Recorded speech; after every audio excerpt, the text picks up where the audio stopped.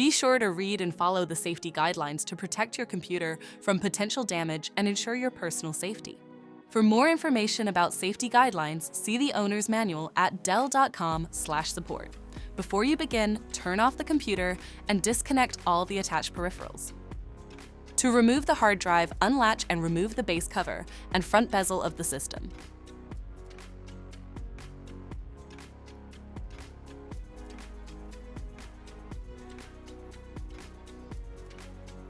Then, flip the front panel over to access the internal components of the system.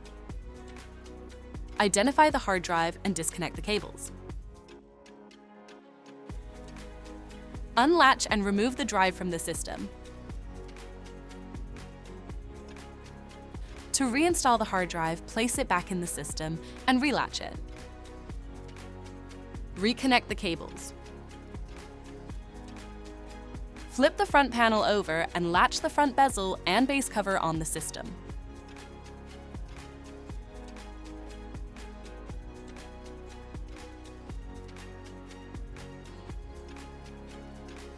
For more information about your Dell system, visit dell.com/support.